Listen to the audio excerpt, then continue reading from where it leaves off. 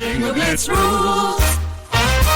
If your bingo has ads in it, That's not a bingo. if it doesn't have the coolest tournaments, mini games, and the most breathtaking design, Nope, not a bingo. if your bingo moment makes you feel so excited that you just want to burst in joy and scream out loud, bingo! Sorry, so you're playing... Bingo Blitz? Now that's a bingo. Discover a world of excitement with Bingo Blitz, the #1 free bingo game. Download Bingo Blitz and play for free. Now that's a bingo. Hi, this is Rob Benedict. And I am Richard Spate. We were both on a little show you might know called Supernatural. It had a pretty good run, 15 seasons, 327 episodes. And though we have seen, of course, every episode many times, we figured, hey, now that we're wrapped, let's watch it all again. And we can't do that alone, so we're inviting the cast and crew that made the show along for the ride. We've got writers, producers, composers, directors, and we'll of course have some actors on as well, including some certain guys that played some certain pretty iconic brothers. It was kind of a little bit of a left field choice in the best way possible. The note from Kripke was, he's great, we love him, but we're looking for like a really intelligent Duchovny type. With 15 seasons to explore, it's going to be the road trip of several lifetimes. So please join us and subscribe to Supernatural Then and Now.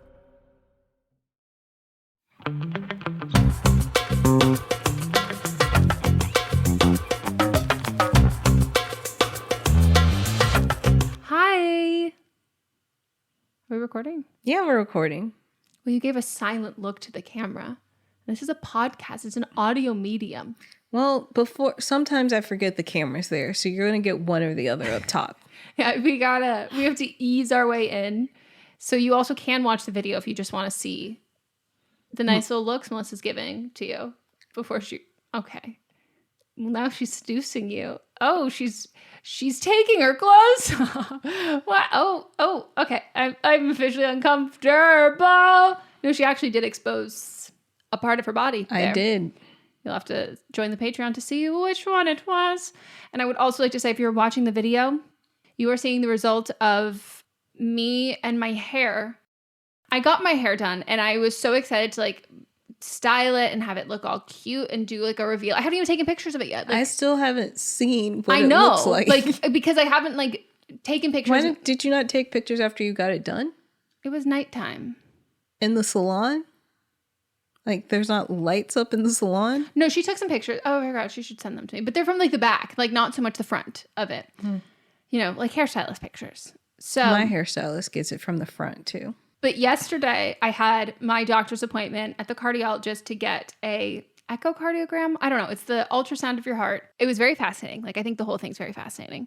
But in the notes that they had on the app, they were like, you can't shower for 24 hours after.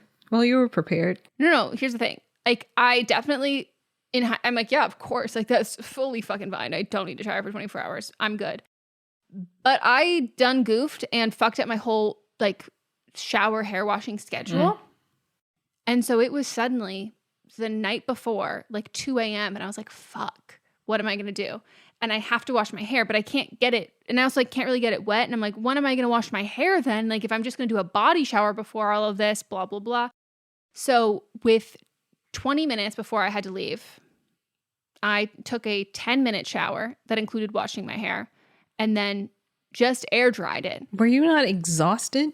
Melissa, this is why I'm so going dead today. into your appointment? Oh, I was dead. And I had to like lay down and then I do all these like breathing exercises. Thankfully, I didn't have to like hop on a treadmill or do anything like that.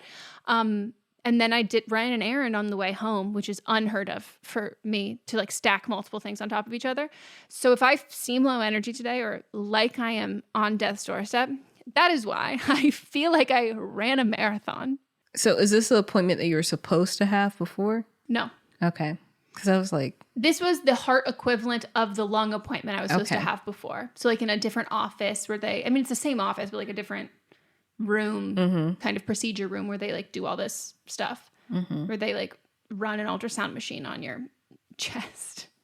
It gets really weird. I felt like I was seeing something I wasn't supposed to see. I was like, she's like, these are your like the valves and the vent, like these opening up. And I was like, and she like had me like listen to it. And I was like, why does it sound so squishy? I don't like it. It was interesting, but it was like I could do it on somebody else, but I don't want to hear it on me. That's the part that was because odd. I always lie down and be very still at night and try to just think about one, that there's little things crawling on you at all times. And so I think about that. I think about how we're never really just touching things because we can't. I think about the noises that our body makes. I just think about how everything's just like going. Being smart is a burden. Yeah. And this is really something that when I lay awake at night, this is the things that I think of. My thing is that, like, closing my eyes, am I seeing black or am I seeing nothing? And like, where are my eyeballs going? Like, and then that I think about if you hold a light up and then you can see all your blood vessels in your eyes. Disgusting. And also, like, you mean I'm supposed to like go to sleep when in reality I just know that there are these two flaps of skin that just went over my eyes and now suddenly like, oh, I'm resting, but like my eyeballs are just there. Yeah. Like, I don't like it. I'm the same. Like, that shit freaks me the fuck out. But I will say it was pretty interesting. The sound effects I did not enjoy. No. So I was going to like re-wet my hair and blow it out and like make it look all nice and shit. And the thing with, I forget what it's fucking called. The abbreviation is like PEM, but it's like, yes, things take energy out of you like when you're doing them in the moment and afterwards.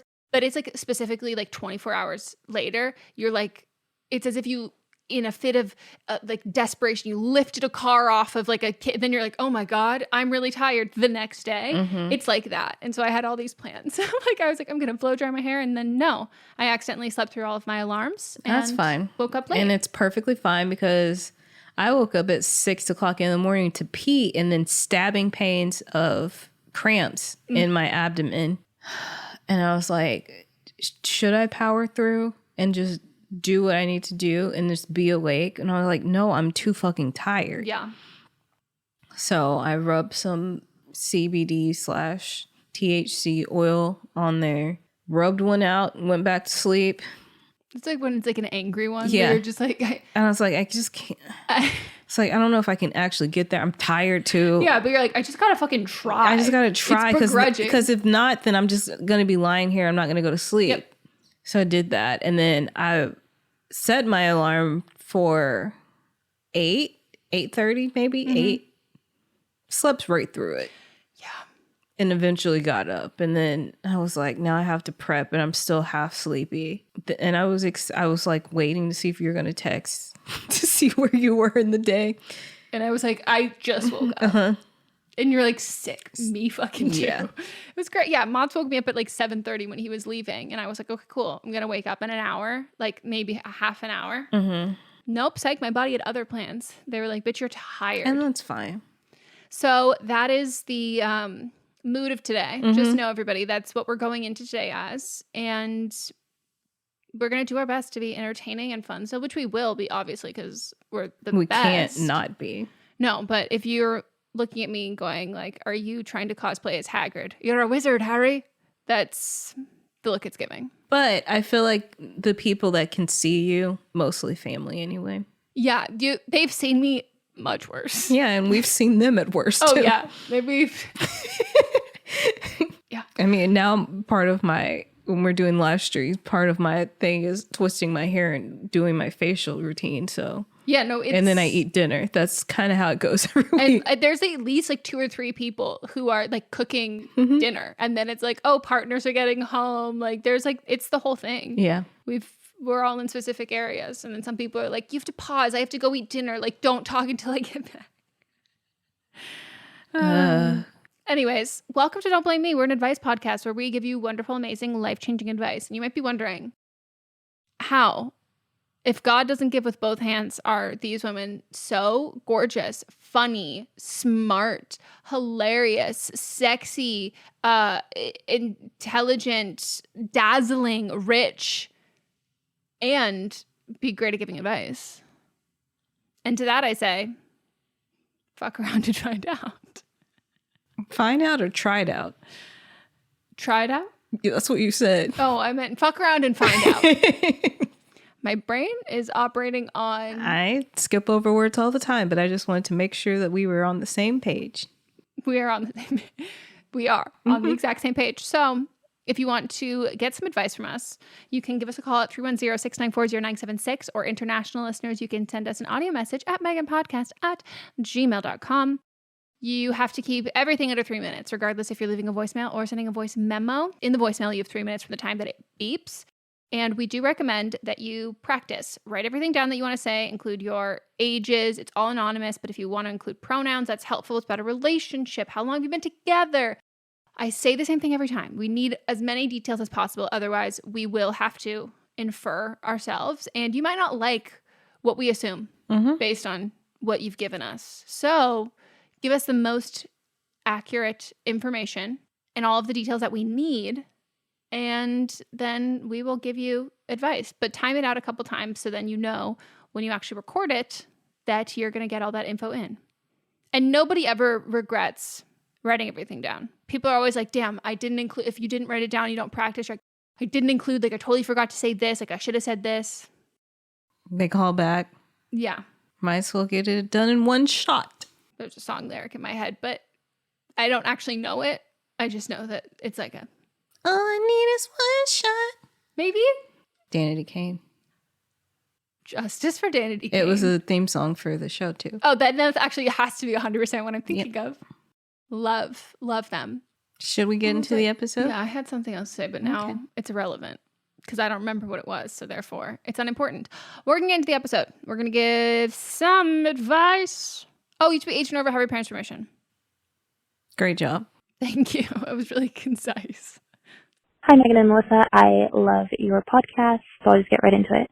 I'm 26, she, her. My girlfriend is 27, she, her. We've been together for a little over a year, and I love her a lot. She's really wonderful, but we were in the same city when we started dating, and about 6 months in, it became a long-distance relationship. So now we're two states apart, about 1,000 miles. We were friends for a few years before we started dating, and we both knew I would be moving away. She had been planning to move to the same state as me before we started dating for her own reasons unrelated to me, and she still is. I'm having a really hard time with the distance. I'm honestly just not much of a phone person. So while we talk every day, and that's obviously better than not talking at all, it just doesn't feel real to me because I'm not seeing her in person. I see her about once every 2 months, and when we're together, it is really great, but then when we're apart, the distance really gets to me. I'm unhappy being in a long-distance relationship, and my biggest problem is that I don't know when it will end. Her plan for moving here was and is to do remote freelance work, but she hasn't done very much to make it happen. I'm a freelancer myself, so I know how difficult it is to start your own business and get clients and all of that. It takes a ton of time and effort, and I absolutely think she could do it, but she just honestly has not been putting in the work. I feel bad saying that, but she's said it herself. She loves starting projects, but she isn't good at finishing them. It wouldn't really be a problem for me if it didn't mean staying long distance indefinitely with no end in sight. I love her a lot, but the distance is making me miserable, and it's disheartening to see that she isn't getting anywhere. By not getting anywhere, I mean she isn't trying to find clients, isn't marketing on social media. I made a website for her, but she hasn't put her portfolio up on it, and she's just not doing much of anything. She started this business about 2 years ago and was super into it for a few months, but not much has happened since. We have really great communication, and we've talked about all of this and tried out different ways to make the distance easier for me, but I truly don't think I can be happy in an LDR. The bottom line is I don't know how much longer I can handle the distance and how much longer I can wait for her to, quote, get her shit together. Those are her words for what she's doing right now. I love her, but I'm really unhappy. How do I know when it's time to give up on the LDR, or if I should stick it out and just wait for us to close the distance and for things to be better? I don't want to break up, but I'm genuinely miserable, and the fact that I don't know when it will be over makes it extra hard for me.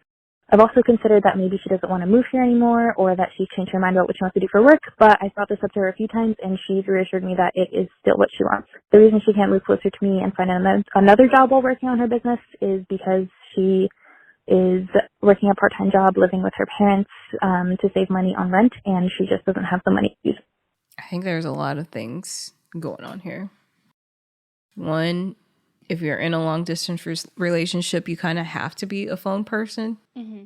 You have to take the initiative to make time to talk to each other. Maybe, I don't know, when you say you're not a phone person, do you mean you're like not talking on FaceTime? Because to me, talking on FaceTime, always better. always better, and also feels like the person is there with me. Like with my family, I feel like I'm like always there with them. Well, because you can like go about your like when you're on the phone, someone can know that like, oh, I'm making dinner, but like you actually can like watch them and like you can like get to know their environment, right? Like, where it feels like you're there more, right? So that's one thing. I think putting in effort to actually talk to each other. And then we always say, you're the first person to say that when you have a long distance relationship that you need to have an end goal. Mm-hmm. And y'all had an end goal, and it seems like she's kind of moving the post with it. And so she has to make the effort too, even if she's, starting things and not finishing them. Still, there needs to be some type of, if she wants to be with you, if you want to be in a relationship in the same place, she's gonna have to do something. You have to have action with that. But it does seem like she might be comfortable living at home with her parents not paying a lot of money. And that's why she's not actually doing things, but she's telling you one thing, but her actions are saying another thing. Yeah. And I think she's clearly not as miserable as you are doing long distance. And so I don't think you should like give an ultimatum, but she knows how miserable you are. And like you've communicated that to her. And you went into this with the plan of her being there with you, but she's not doing anything to get there. Like I specifically think in long distance relationships, like you need an end goal and you need an end date. Like you need like, okay, I'm here for 4 months and this is when I'm going to like move. It feels like everything has to align so perfectly for her to move. Mm-hmm. And that's just not fair to you. I don't think it's fair to anyone in a long distance relationship, because building moving for a freelance job is so fucking hard. Like you either need to do that because you work a really high paying corporate job, or you have a lot of family money and you have the funds to do that. Or the initiative. Yeah, but like even then still, like you need money for rent. Like a freelancer, you don't have any clients there yet. Like you have to spend a lot of fucking time. And like, how are you going to like, it's just like there's so much effort that needs to be put into that like she's not putting into it. And so it's kind of like nothing is going to change. Right. Like she's not going to strike gold one day and suddenly have all these freelance clients. And even I think if she puts in a lot of work into it, she's putting a lot of long distance work into it, that then she can still be making that money and then not spending money and living at home. Like there's just not a lot of initiative there for her if she's more comfortable in a long distance relationship than you. And I don't think that's fair for you to have to wait to that point to then find out that she might be like, well, maybe I should save more. Like, I'm just going to keep saving more and then this. And it's like, well, I'm fucking miserable. You've also spent half of your relationship long distance. Right. I don't think it's fair for you to be this miserable for half of your relationship. And that's not to say that like relationships that start long distance, like I don't think there's an issue with that, but like you're so fucking miserable. There isn't an end date in sight. And this has been the last, like, how long ago did you say? Yeah. And so you've known each other for a year. I mean, you've known each other for years before you're friends. You've been dating for a year, and 6 months it's now been long distance. So she started this business 2 years ago. I think that like what also might be happening is you're realizing that when you talked about your future plans like 6 months ago or a year ago or whatever that was, you were friends, but you didn't know her intimately as well. And now that you're saying that she like starts projects and doesn't finish them, and you're saying that she started this like business 2 years ago and all of that, like I think you're probably feeling more fed up because you're recognizing that this is like a habit and a pattern that she has, and that you're a casualty in this. And it's not intentionally cruel on her end, but it's like, oh, this timeline that we set is not gonna be a strict timeline. Like this is going to be like this for a while until then. So I think like I would tell her like, I'm just, you know how miserable I've been in this like long distance relationship, and I love you and I really care about you, and I don't want to give you an ultimatum. I don't want to push you to do something that you're not financially or emotionally ready to do, but I just like need you to know that like I can't like do this anymore. this doesn't mean that I don't like love you and like haven't like the distance is just too much for me right now and I can't be in this limbo waiting period anymore.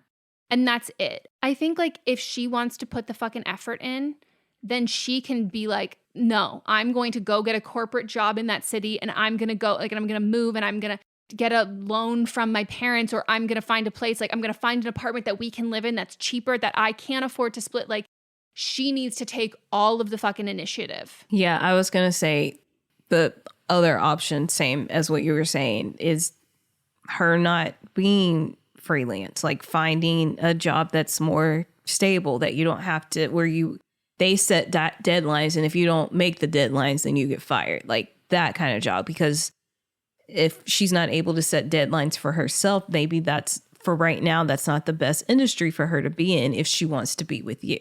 Also, it's like she has to pay for her own health insurance. Like it's just one of those things that like I technically work freelance. Like I have a lot of friends who work freelance. Nobody started working freelance because it's expensive and you have to build clientele, but also your costs, your overhead costs are just so fucking expensive that it's like it's a really lovely dream to kind of be there. And maybe you said that you also do a lot of like you do freelance work, so maybe she's like, oh, you did it, so I can do it. And it might feel like a personal failure that like she's not able to, but like other people, like people work differently, right? And this is just, if she wants to be in the same city as you, she cannot be freelance right now. That can't be the goal in order to move, but she already knows that.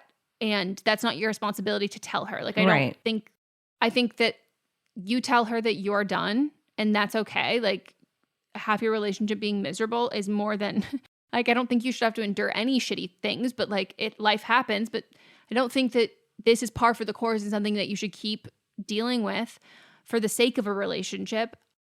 But if she does really want to change this and make this happen, that has to come from her. Right. Because you've done more than enough in trying to help her. So I'm sorry, that sucks. It does, but you can be miserable by yourself. Like, yeah, and like you can be miserable without feeling tied to someone, because it's hard to like work through your own misery when it is tied to something you have no control over. So, wishing you the best of luck, and I hope it turns out the way you want it to. I do too. I hope you're not miserable anymore. Yeah. Hi, Meghan and Melisa. I'm 24, she, her, and I am looking for some advice on living alone. So I recently graduated from grad school in May this year, and I moved out of my parents' house pretty soon after. I moved to be closer to my boyfriend, who I've been dating for a little over 2 years. He's also 24.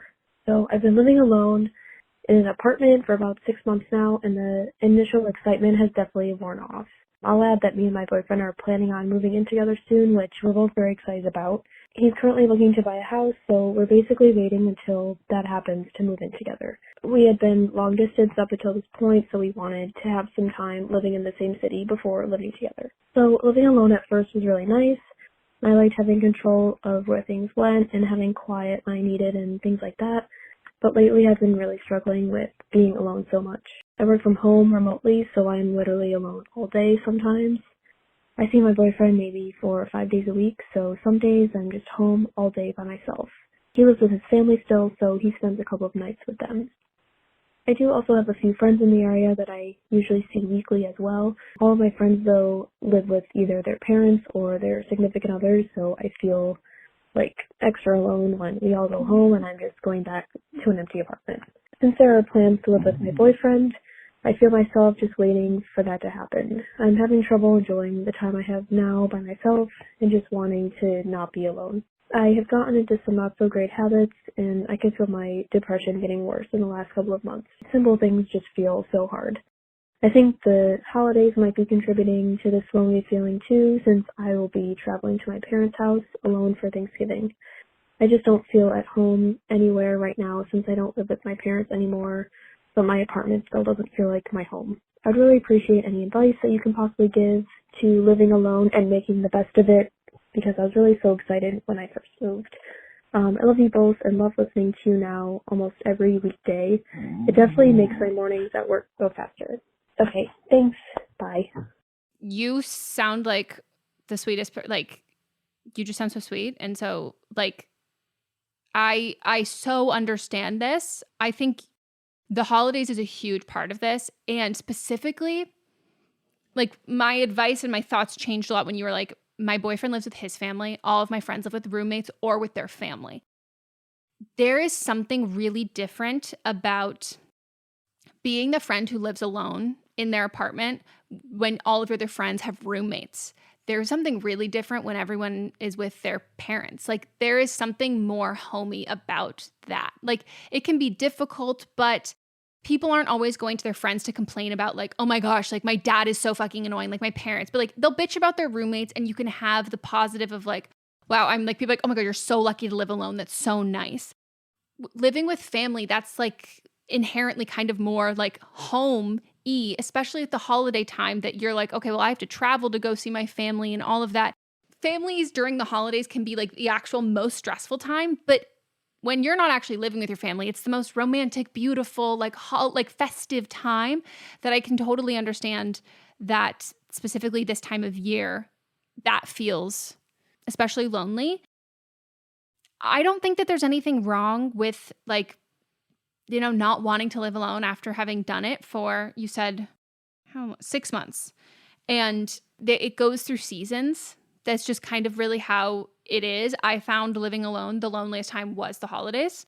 I really liked decorating my apartment for the holidays and inviting people over to make it feel more like I was inviting people to my home versus going to other people's homes. Mm-hmm. And that was like helpful, even just having music and not playing music from my computer or my phone, but like playing it from speakers and throughout the whole house and having the speakers being connected throughout all of it to feel like, I don't know, to kind of create more like energy and like livelihood there. And, you know, working out of the house of like on your computer somewhere else, having routines where you go to grab coffee. Like I would always make a point that I would have to like leave the house every day. Like that was, I'm going to leave it. I do not do that now. But when I lived alone and it wasn't the pandemic, I was like, I'm leaving the house at least once a day. And it just helped because it is really, really, really isolating.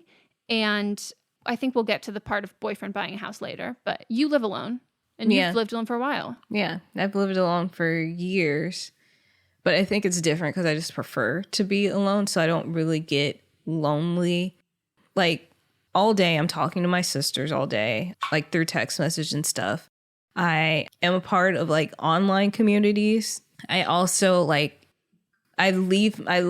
get outside at least once a day. Sometimes like I don't like going to grocery stores, but I do order, like I was getting my groceries delivered, but just like actually leaving and going to pick it up gives me like some sense of like not being at home all day.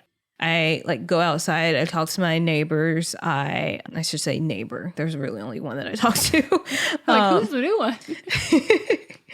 I think because a lot of like the things that I do for work, I'm talking a lot or I'm on screen listening to people. So it's a little different as opposed to like somebody that would be sitting at a computer all day. Like podcasting, there's a lot of talking with that. But you always have plans. Yeah, like, you are so social and like I don't live alone. You see more people during the week than I do. Unrelated to work. That's true. Like you really make that effort. I make effort to get out the house. I make effort to see people. I don't understand when you said you felt lonely traveling home. You're like Thanksgiving, you said you're going to your family. Like, why do you feel lonely in that? Because you're not taking your boyfriend with you? I mean, it depends. Maybe it's like everyone else. If all of your friends live at home, they all live in the same area. And so then you're going somewhere else to visit your family. Because it doesn't feel like home. It doesn't feel like, you don't feel like you're home anywhere else. Yeah. Okay. I think like when I go home for the holidays, I go for like a full month. But I take like a lot of things with me to like even when I'm not here at my actual house, I take things that feel home. I order my own sheets. I tell my family don't touch my sheets, but they inevitably do. So I buy the same sheets that I have at home every year and have my pillows while I'm there. I make sure that I just have my room. It's kind of separate from everybody else's. So like even when I'm there, in Arkansas, I still feel like I'm at home. And then like you not feeling home at your apartment, you have to kind of create the space that you want. I never, like when I was living in my apartments before, I never really did anything with what I was living at, because that's part of my upbringing. We moved around a lot. So I never just like had a lot of just like long-term things. But when I moved into this house, I made sure that I got things that made me feel at home. Like I bought things that I wanted, like I really wanted. I invested in the things that I wanted. So you just got to kind of like create the spaces that you want. Yeah. And I think you need to define to you what makes something feel like home. And you can observe that when you visit your friends, or when you think about like, if you felt that way about your childhood home, like what are those things? And if home is a person and it feels like one other person there, you can be lonely when you have roommates. You can be lonely when you live with other people. And there is something that like, yes, when I'm with Mott's, I feel like I'm wherever we are, it's the closest thing to like home, but it's also my responsibility to whatever room that I'm in, whatever house that I'm in, wherever we are, when it's just me there, I need to make sure that it still feels like home and my home. And like, yes, it's our home when we're both there, but there needs to be like this personal attachment to that. And I would assume similarly that you're probably not doing a ton of decorating and stuff because you're just waiting for the time that you and he move in together. And like there lots of free stuff you can find on Facebook Marketplace, and even just things that might take up a little bit more time, but I think it's so worth your mental health. I would also say, have you made any new friends? Because if everything is attached to all of my other friends have their own their own things that they're all doing there, I think that it's just going to be like a constant comparison of something that like, I think making new friends and having new memories in this apartment versus just having it be the place where you sleep and eat. Like they're just, you need to mark this time in your life with something that has a little more significance to it. Yeah. So it's hard. Like it's definitely really hard. And I think this is like so fucking normal. Like you're really excited when you first move in. It's awesome and awesome and awesome. And then, yeah, and sometimes like the loneliness thing will hit. And there are things that you need to do to prevent that and to like, you know, self-soothe. But also, I think hanging out with people who have like shitty fucking roommates and like remembering that it's not always... A lot of other people like who you talk to would probably like, fuck, I really wish I like lived alone. But I think right now you're seeing the holiday season of it all. Yeah. Even when the last roommate that I had, and I lived with her, I think like 3 years. And at that place, I didn't feel at home at all, like at all. But since you're traveling home, so I'm guessing you don't live like close to where you grew up. And I've mentioned this before, but like for me, when I moved here, I like went to a watch party, like an alumni event for my school. And that felt like a little piece of home for me. And then I met my closest friend. We didn't go to the same school, but she's from Arkansas. So she went to this watch party. And like when we became friends, it just kind of felt like a shortcut to home too. Cause like, first of all, liberal people from a red state. Bonded. Yeah. So we were bonded on that. We also like the same TV shows and stuff, but we also like the same food and like miss the same food. And so we recreate those same like memories from being there too. So like that created a shortcut for us. Like she just understands. I made a joke. She was talking about how my friend Catherine, she was talking about how she went like she didn't go vote early. She went on election day. And I was like, yeah, Megan said that's the Southern thing. Yeah, that was us. You take her on the South, but she's about to stand there on election day with a bunch of Republicans. Gotta get my vote in, gotta get it count. I wasn't wrong. Yep, you weren't wrong. But yeah, it's just like you have to like sometimes when I'm missing home, I'll just like cook things that remind me of home. Yeah. And you're in a different position than a lot of your friends right now. And that is something that when I lived alone, none of my friends lived alone and a lot of them still lived at home.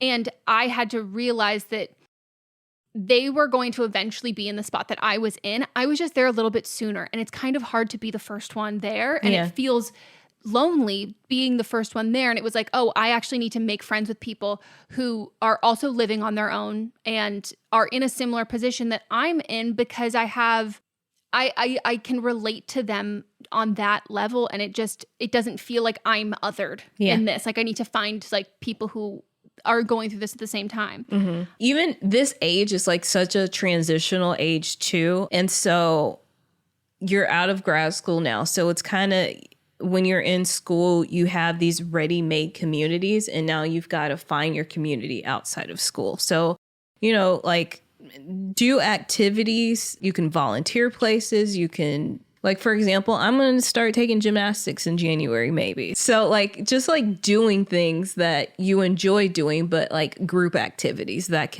you can find more friends that way too. Yeah, even like starting to do like on the weekends, like walking dogs, like doing something like that where it gets you out of the house and you can meet people, but, you know, also just have community. Or volunteering at an animal shelter too. Yeah, totally. I do think we need to very quickly touch on the moving in with a boyfriend who is going to buy a house. That is not an automatic red flag at all. But I will say that because you're in this mindset right now of really waiting for that to happen and kind of, I don't want to say putting your eggs all in one basket, but just getting through this time period just to get to there. Mm-hmm. I don't want you to let the loneliness cloud the logic and the planning when it comes to that. There is a lot of cases where people will have significant others move in and essentially cover their mortgage, and they will have no rights to the house. And then they will use the argument, well, you would pay the same in rent and you wouldn't have any rights to that. But it's different because you owe your partner more than your landlord owes you. Right. So I think if he's buying a house and you're going to live there with him, your rent needs to be, I think, seriously cheaper than market value.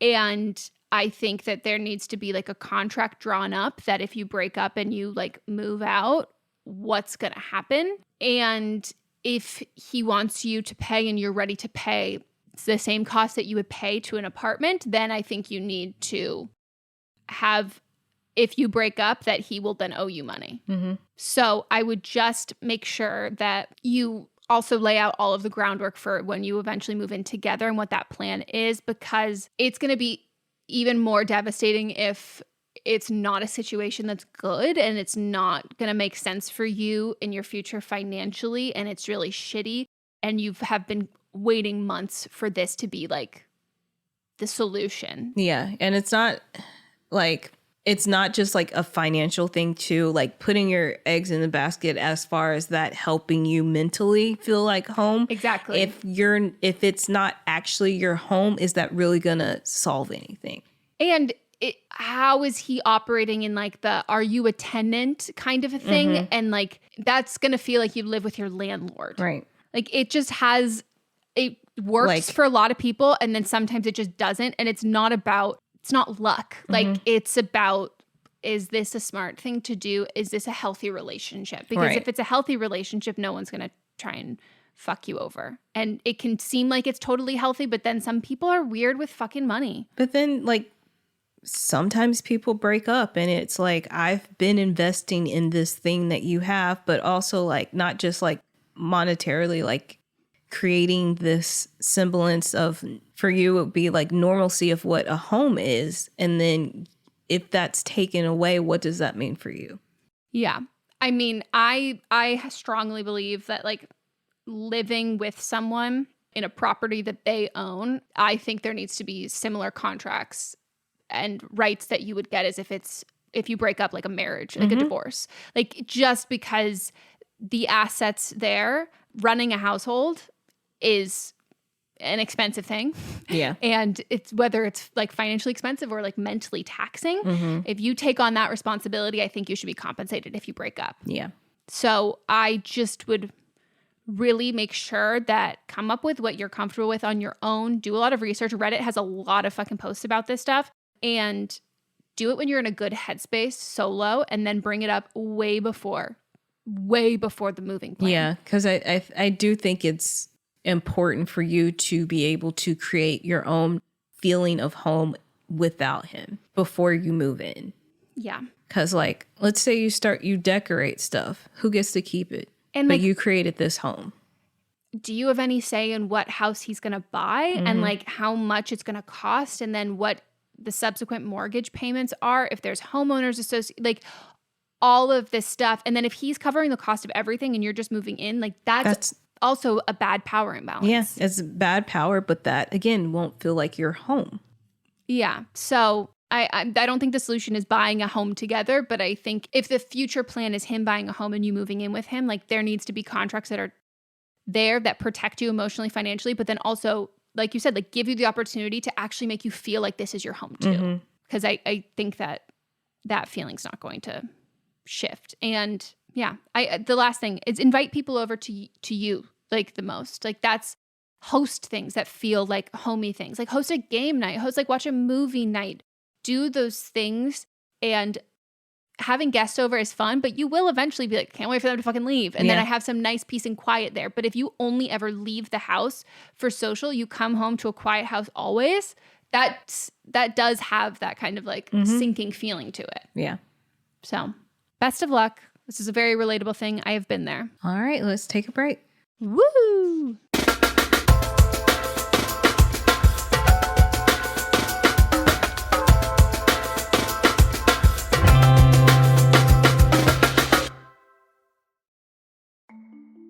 As a podcast network, our first priority has always been audio and the stories we're able to share with you. But at Realm, we also sell some pretty cool merch, and organizing that was made both possible and easy with Shopify.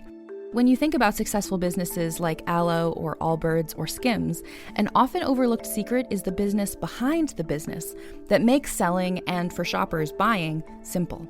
For millions of businesses, that business is Shopify. That's because nobody does selling better than Shopify. It's the home of the #1 checkout on the planet. And the not-so-secret secret that's definitely worth talking about is that Shop Pay boosts conversions up to 50%. That's more happy customers and way more sales going.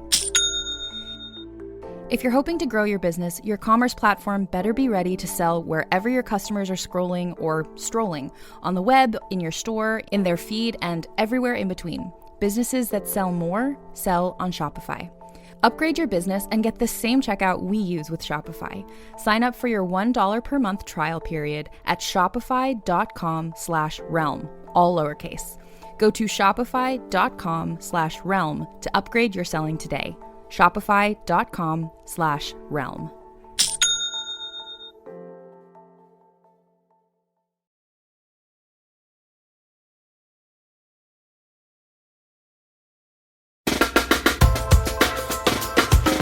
We're back. We are. Hi, Meghan and Melisa. I'm calling for Don't Blame Me for something I'm going through with my friend.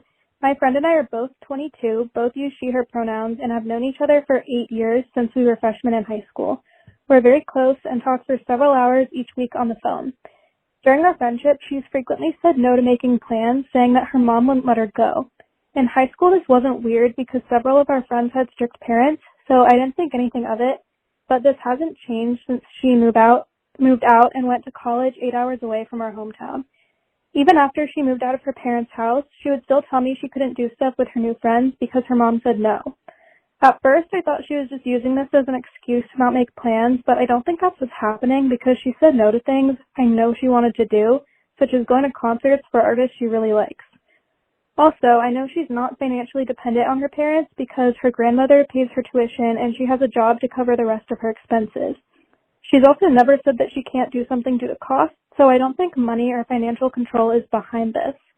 Her parents not letting her make plans has started to affect our friendship negatively because I've gotten a lot more independent since being a teenager and she hasn't. I think she needs to set boundaries with her parents, but I'm not sure how to approach a conversation about this with her. I was wondering what you guys would do in this situation. Should I bring it up at all? And at what age does it become weird to have to ask your parents for permission before you make plans with friends? Extra info is that I'm a Pisces and my friend is a Scorpio. Thanks. Love you. Bye. I think if she's not using this as an excuse, this is just like straight up abuse. Yeah. Like, so when I turned 18, I was still in high school, but I told my parents I was like, I'm an adult. I'm just doing what I want to do now. Like, I put my foot down. I put that boundary down. So, and my parents, I was still financially dependent on my parents through college. So I don't know what this is.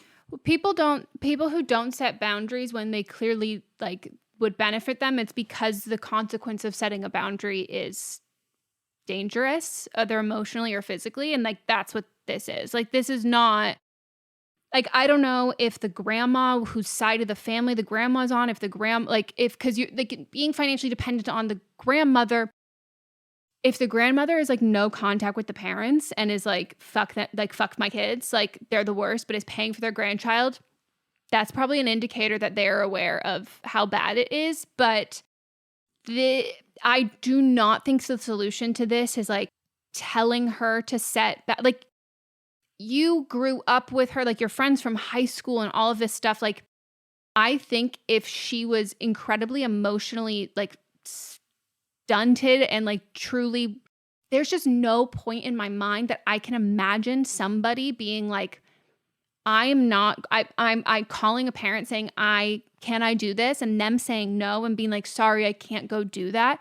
That's not a healthy, adjusted adult. And so I cannot imagine that there is any positive or spontaneous or reason that she would be like that you wouldn't know about.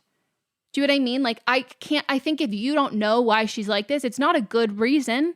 Like, that's my assumption. I think if it was like, you know, if she had really like hovering parents because she was developmentally delayed as as a teenager or a child, like I think you grew up with her, you would know. Or if there was a health thing that like she needed to be within X amount of like miles from her parents or whatever, if they had medical choices over her, like again, all of those things, I think you would know. And I think if you have no idea why, I can't imagine it's a good reason, like a positive reason. Yeah. I guess ask, like, have you ever asked just like, hey, we're adults. You can drink by yourself. You can vote. You could, if you wanted to, who wants to go to the military? Like, you're an adult. So like, why are you still asking your parents' permission to do things? Yeah. And I think you like just be like, I'm not saying with this judgment, but like, can I ask why? Like you ask your parents, like, I know you really want to go to this thing. And like, that makes me really sad that you can't go. And if you don't want to go, like just you can totally tell me that. Yeah. But like, I'm a little, I just like, I want some insight. Like we've been friends for so long. And when we were younger, like I also had to ask my parents for that kind of stuff too. But I'm a little curious. And like, when is this going to end? Because now I don't know if y'all are going to grad school or what, like now should be, if you're 22 and y'all like started college when you were 18, like you should be graduating soon. So like, when is this going to end? Yeah. I mean, I would honestly probably just leave it at the, like, what is happening with this? Cause she knows that she's the only one like going through all of this and stuff. And like, there is a high likelihood that no one's ever asked her. Like she's never felt like, for her, it might be like, this is abundantly clear to me that like there's an abusive thing going on here. And if nobody has asked her, for her, it might feel equally as obvious and that people might not give a shit, or that it's like, oh, well, no one's said that there's anything concerning here. So obviously this is how it's supposed to be, or whatever it is. Like, I think extending some empathy that you are sad that you know that she's missing out on things that she wants to do. And like, as a friend, be like, how can I want you to be able to do these things. Like, what can I do? Like, how can I help? Like, let me in. Like, I really want to, like, I feel like this is like, it's creating a distance between us that I don't want to be there. Like, let me in so I can like hear about this and take it really fucking slow, baby step wise. I do want to say, just because you think that she can afford things financially, you should never assume anyone's financial situation. That should just never be like, don't ever count what's in other people's pockets, because you never know what could be going on that she's not telling you about, or how much money she actually has. Yeah. And I also think, like, unless you are somebody's therapist, you should never tell someone to, like, instruct someone who's clearly in a relationship that's not doing well, to set boundaries. They know that, and it's pretty dismissive of the fact that, like, she might not be able to set boundaries. This might be the biggest boundary that she's been able to create, and it's so different than yours. What's going on with her is not good. It is not something I condone, but it takes a long time to, like, get out of those situations that people end up, you settle for a little bit better and a little bit better and a little bit better. And from the outside, it can be like, that's fucking, why? Like, this is so bad. But this could legitimately be the best situation it's been so far. And that's the part that it's going at it with compassion and knowing that this one conversation might not completely change everything and have her, like, move out and all of that stuff, or not move out, have her, like, completely, like, set all these boundaries and cut ties and all of that. But I think, like, as her friend, I can't imagine that for her, knowing that somebody is, like, recognizing and seeing that, like, this isn't really fair to her. No one might have said that to her before. She might think that this is fair to her. She might think that other people are dealing with the same thing or are suffering the same way, or there's some reason why she deserves to be punished this way that other people don't. And when you go at these things from, like, a place of love and, like, I want you to be happy, how can I help you be happy? I don't think she's hearing that from her parents. Mm-hmm. And so when you can be the supportive voice, like, that doesn't always come from your parents, but that is something that we recognize, like, unconditional love, like, all of those things. If you can be that voice there, you're basically setting an example of, like, and proof, like, it doesn't have to be like this. Right. But I also, because you've known her forever, I would also listen to her with whatever she says her relationship is like with her parents or what her parents are like. Like, just listen, and it might be, like, completely out of left field and so not what you thought and so not what you expected and not the experience you had with them, but she knows all of it a lot more. Mm-hmm. I mean, I think actually the best way to start the conversation is, like, you said that she said you already brought up that, like, if you don't want to go, just, like, don't, like, you can tell me. I would start with start the whole conversation with that again, of being like, if you don't, like, want, because I think then for her, she's going to feel like, no, I really need to tell you how much I want to go. And then I think it does set up nicely for being like, okay, well, then how can I help you go? Like, I want what you want here as well. Like, how can I support you and do that as your friend? Yeah. Yeah. But this is, like, giving me really heebie-jeebies. Yeah. Yeah. All right. Next call. Hey, Megan and Melissa. Long time no chat. I'm calling because I need advice. So last night I went out with some friends. We had a good time, right? And there is a boy there. We're going to call him A. And A and this girl, B, have been on 2 dates. They met, like, 3 weeks ago. They've been on 2 dates, nothing, like, serious or anything. A and I ended up going to, like, a different bar and just closing out the night. It was all platonic. It was fine. Like, we closed out the bar. But there was definitely some vibes going on, and it was definitely, like, we were talking about it, and we were like, I don't know, like, unsure. I was really drunk because at the second bar location, I was walking distance from home, so I was not driving. We are safe individuals. But so I was definitely, like, drunk, and I was like, I don't know, like, come over, like, like, no one has to know. And he was like, I really want to, and I would, but, like, I have a third date with B tomorrow. And I was like, oh, like, and A was like, no, how about next week? Like, give me, like, a week or whatever. And I was like, yeah, that's fine. I woke up this morning feeling so bad because B is like, me and B are not good friends. Like, we have each other's numbers. They are part of, like, the group that, like, for Friendsgiving a few weeks ago, they came and hung out, but we're not, like, best friends by, like, any means or anything like that. Like, we're acquaintances, I'd say.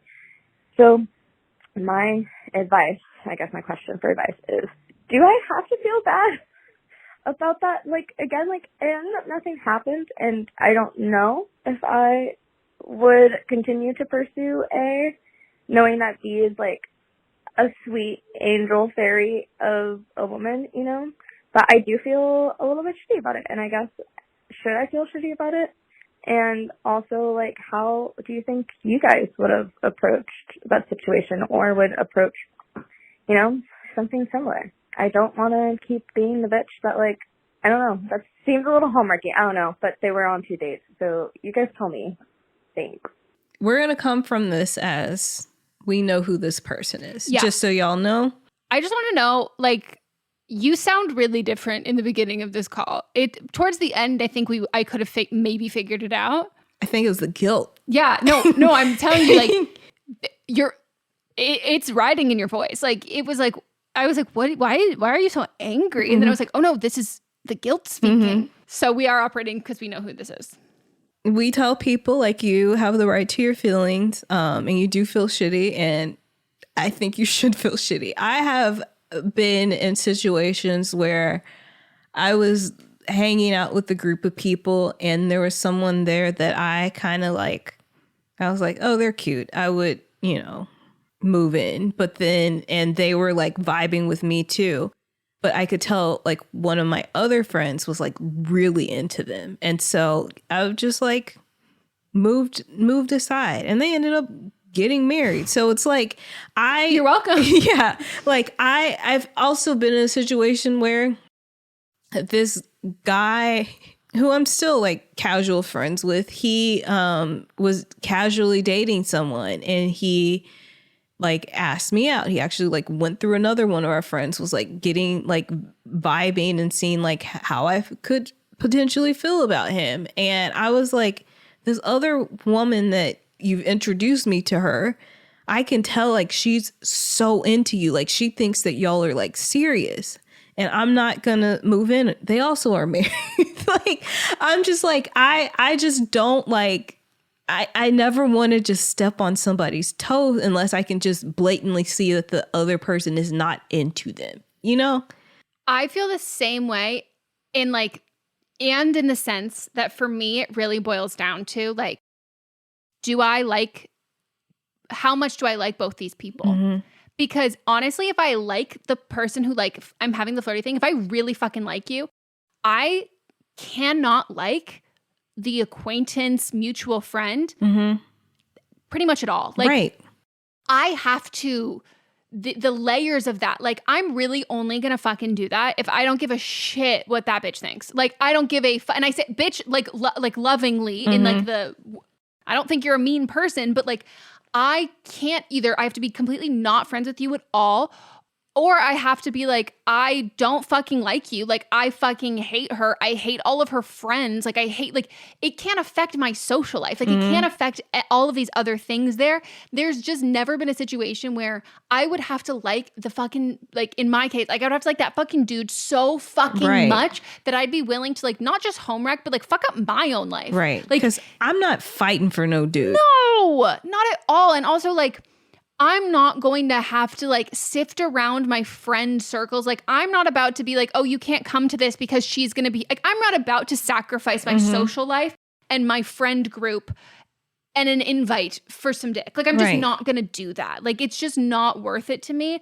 And there have been times where like I've stopped being friends with like the other girl and I've like regretted that I didn't pursue the guy more. But I'm like, now years later, I'm like, I don't give a shit. Like, it's so just not worth it. And also, like, I don't know, I think it does show, like, the whole interaction would actually make me be attracted to him less, because I don't think it's like, wow, he's such a good guy. Like, he wouldn't hook up with me this night. He has a date with her tomorrow. Like, we just made plans for next week. Like, I would just, like, it would make me like him less, because I personally, when I date someone, like, I want them to be, like, super fucking into me. Right. And I want them to be like, if it was like, oh, I've always been really into you, you know what, like, I am going out with her, like, she's cool, but like, it's not really going anywhere. I wouldn't want someone who's like going on a third date with someone who like he clearly also has some feelings for, to then say like, I'm gonna fuck her over too to hook up with you. Like, he'll do that to you too, which is, if you're fine with that, then like, okay. But I just don't think that like anyone kind of wins in that situation, because it's not like, oh, I like you so much. It's like, oh, you're going to go on a date, like 3 dates with someone who you like aren't into at all. But if it's not that, it's, oh, you're going to completely fuck over someone you're totally into to hook up with. Like, there's just not really any way to cut it that looks really good for him specifically. So I think like, yeah, a drunken night that you did this. I think you waking up feeling guilty. If you automatically feel guilty about something like this, not like religious guilt or things that like we've been conditioned to feel guilty about. I think when you have like a gut instinct that you wake up alone and you feel guilty before you've talked to anyone else, that's how you feel. Right. And I think you should honor how you feel in this situation. Mm-hmm. And also think about other situations that you've been into. Yeah. This is... Again, homie to homie. You're learning to trust your gut instincts. And right now your gut instinct is telling you that you feel guilty about this. And you do. Mm-hmm. And like, I would feel guilty about this too. Yeah. I'm not saying I would feel guilty enough to call up this acquaintance and say like, hey, I'm so sorry I got drunk and tried to have sex with him. And he said we can have sex next week. It's not that serious. Not that serious. But it's not serious at all. Like there's a middle ground where you have to live. You don't need to go like fully on either side. Mm-mm. Like you didn't have sex with him. Don't see him next week. And also you don't have to tell her. Right. Like just hang out in that middle ground for a while. And get comfortable trusting your gut and then following through on those actions without needing confirmation from other people that you did the right thing, like her. Do you know what I mean? Yep. Like there's something really powerful and like the best thing that you know that you can trust yourself when you don't have to let anybody else in. Like you don't have to tell them that that's what you did. You just did it and then you feel you feel it and move on. Yep. This is like what happens though when you live too close to like the bar you're going out at. Like I want to say every single one of my friends who's like lived near a bar they've gone out with, like it's that bar where you get the fucking messiest. You're like, I'm just gonna walk home. Also, I just want to say you know better than to give us initial abbreviations. Yes, you do. You know better, bitch. Like you know fucking better. Which is why when Melissa said who it was, I was like, and you came in here with your A and B? And there was a point where you said A and I, and I was like, who the fuck is I? I know. Like, but it's, you mean I. But also, that's in the English language, it constantly is a solo thing. I'm like, you can't do this to me. So, do better. All right. Hope you're well, by the way. Yeah. I know you're thriving in other ways. Yep.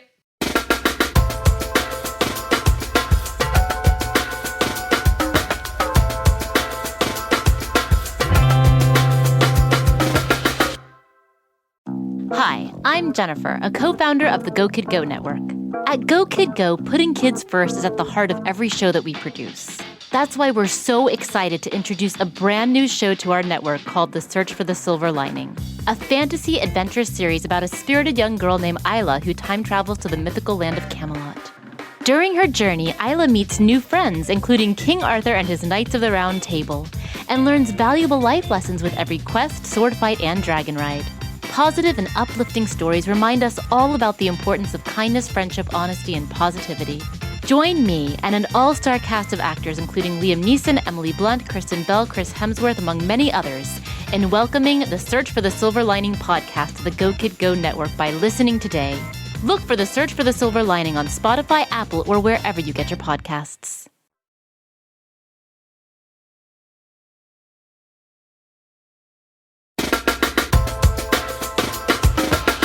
Okay, now it's time for Don't Blame Them. That's it for our calls, but Don't Blame Them is where one of you, a listener, calls in with their own advice pertaining to a call that we had on a previous episode. So maybe you have your own personal experience, you just have something that we didn't touch on, and you just want to give your own advice. So here we go.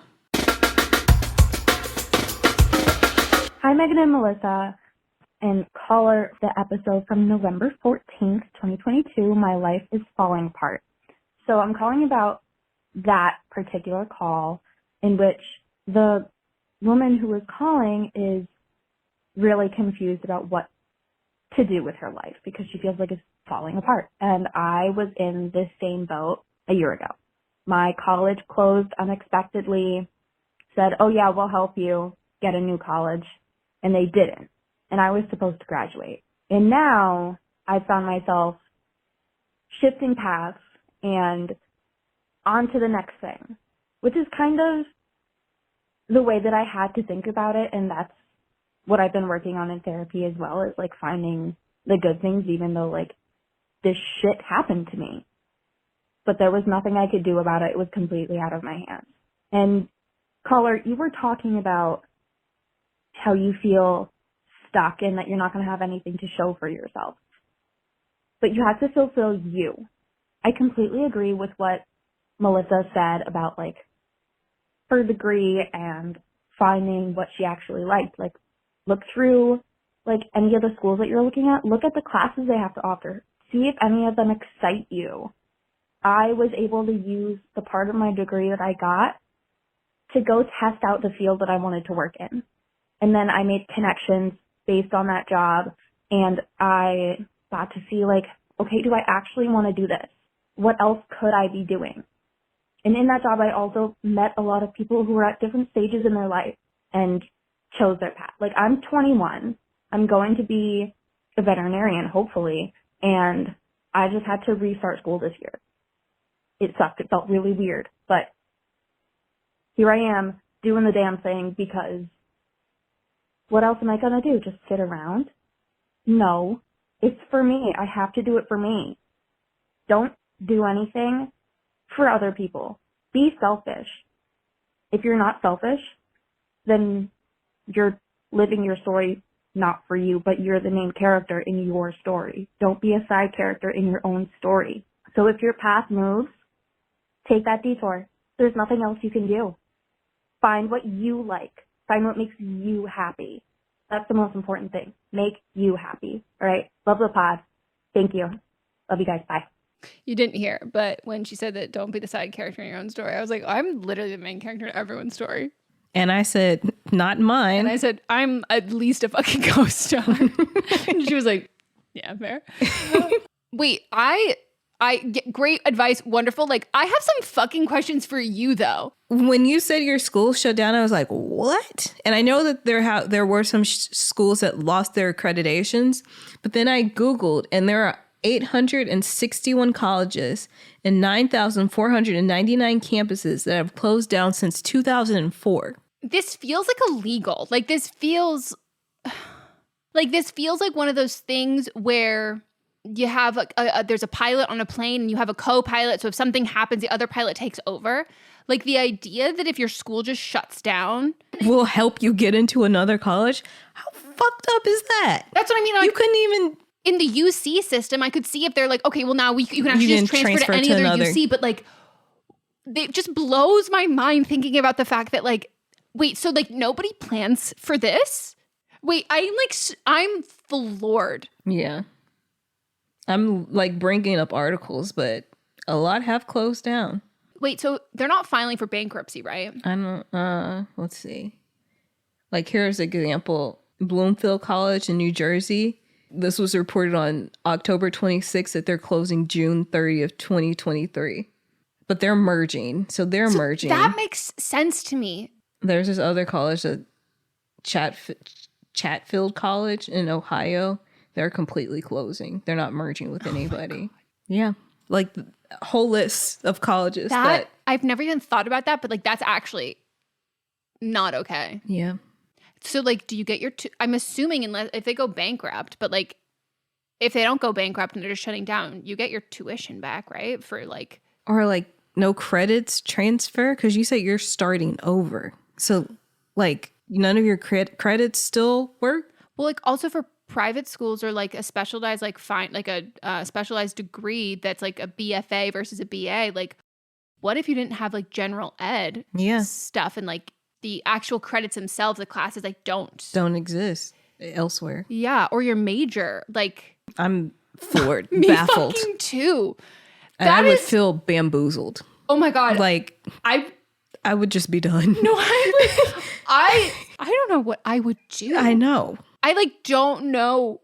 But she wants to be a veterinarian, so she has to go to school. Wait, so. like you're the best person to have called for Don't Blame Them. Like, thank you, because like, holy fucking shit, did you get like, you didn't even get the rug ripped out from underneath you. Like, you got the whole house ripped out from underneath you. Like, it feels like this is like a Leonardo DiCaprio movie where it's like, oh, you just woke up and like your whole life was a fucking dream, and it's like, good luck. And it's like, what the fuck? Well, good on you though. Like you said, be selfish and just like.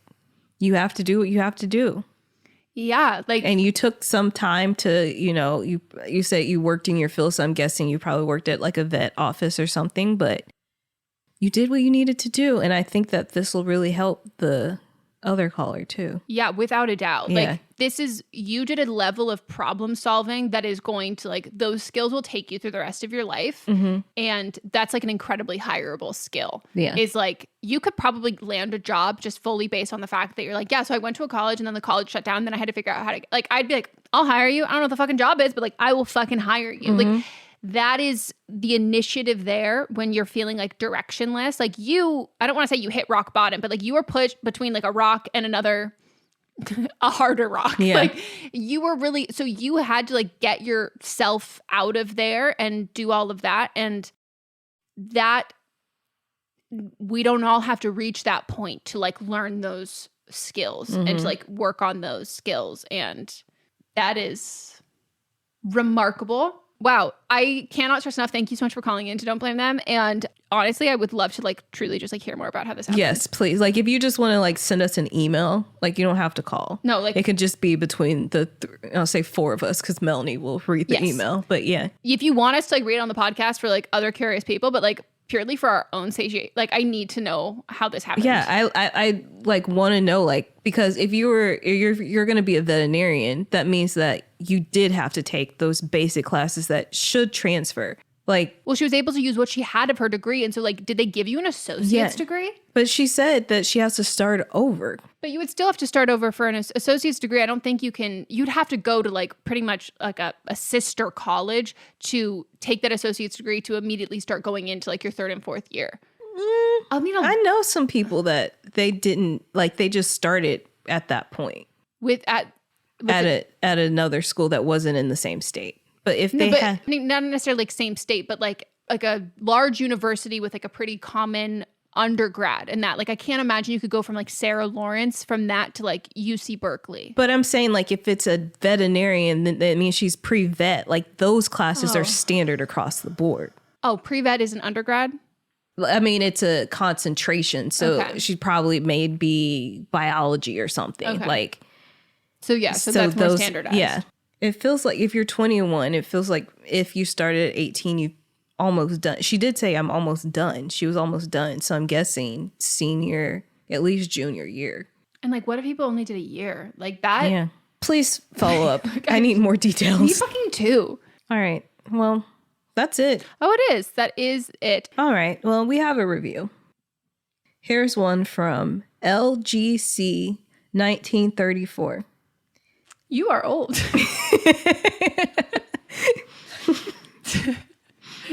Have you ever wanted real life guardian angels? Bitch, you know how to get straight to our hearts. Uh-huh. You old person.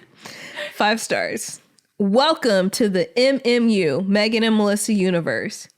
Here you will find icons who can guide you to greatness if you let them. Every week, the MMU tackles topics such as friends urinating on you and the ultimate sloppy toppy techniques. I love sloppy. It's like I did Mott's. Every time I do a Venmo request to Mott's or I pay him, I always say it's for sloppy toppy. And he goes, stop doing this. The MMU regularly battles a host of villains such as Big Milk, Drake, and Leah Michelle. Tune in to watch good triumph over evil every time. Oh my gosh. That's the best review We're not done. I'm not done yet. On a serious note, this is a wonderful podcast rich with ethical advice. Meghan and Melisa are compassionate, strong, and intelligent women who put so much good out into the world. Open your eyes and ye shall receive. Love you all. Heart emoji, handshake emoji, smiley emoji with the hearts around it. My nipples are hard from that review. This is amazing. Incredible. I think that we should add your this nipples are actually hard. They've been hard the whole day. But I think we should add this to all of our pitch decks. Yes. I also think that, like, if we want to start our ethical scam or an MLM, we just found our log line. Like, this is like, this might be our marketing exec. No, legitimately. Can't you hear this like over like the loudspeaker at like a TED like X convention and then we come out? Yes. And then we're just like cheering. shilling things. Yeah. Wow. We have I was going to say some person that I would have said a few weeks ago, but not anymore. Katy Perry usually plays at a lot of these Olympic conventions. I mean, I think it's still on brand. It's for still what she's very doing. on brand, but I don't want her part of our ethical scam. I know, but I think if we go to, first of all, if we go to MLMs, I mean, we might be able to try to make it, but if we go the unethical scam route, Katie's welcome to come. I don't want her there. Oh, unethical. Yes. Our unethical one. Yeah, yes. if we're going to bring her down with us. Exactly. Rick Caruso can come too. Yeah, he can. We'll have it at the mall. Grove. Yeah. I've seen people having events at the Grove on the lawn. With their little director's chairs. They sit there on their fake grass. Yeah. Anyways, wow. That's the greatest review we've ever gotten. Like, I love it so much. Thank you. Like, what that's done for my ego, like, that was like WWE, like NBA, like, that was like someone over the loudspeaker as like, we're about to like play the Super Bowl. Like, that was. Thank you, old ass person from 1934. Edward Cullen. Anyways, that's it. Call us for upcoming episodes. Please. I mean, our show is popular, but a lot of people always assume that we're never going to use your call, or a ton of other people are always calling. And we do have calls, but a lot of people will call in about really similar things that we've already done, or things that we are not qualified to give advice on. So the more calls that we have, the better calls we can pick for the podcast. Mm-hmm. And we don't want to get into the desperation point where Melissa was like, at some fucking point, I'm going to have to disguise my voice and call. Hello there. Maybe we do that. We just do an entire episode and we just do accents. And it's like so fucking or we don't do any accents and it's completely obvious it does. And we're like, wow, that is a really good Okay. Join our Patreon. Stay tuned. Well, not now, but tomorrow, Tuesday, we've got our See You Next Tuesday episode coming out. And then Don't Blame Them later this week, as well as Fisting Friday. And that's it. Head on over to our Instagram and comment. They should comment. This is kind of sad, but I think it's relevant. Like, how you combat loneliness. Oh, okay. That's not that sad. It's helpful. Yeah. That's a good one. And we will see y'all next time. Goodbye. Goodbye.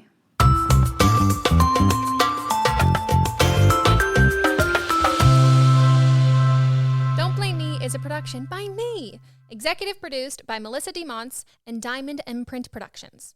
Edited by Coco Lawrence. Post-production sound by Chris Henry. Production assistance by Melanie D. Watson. Music by Ryan Hunter and Giacomo Picasso. What's up, everyone? It's Noah Daniels. Hey, y'all. I'm JJ. Hey, guys. It's Kat. And we're your hosts of the Real Hauntings podcast, where we bring on guests to share their first-hand encounter ghost stories and supernatural experiences. Now on to the trailer.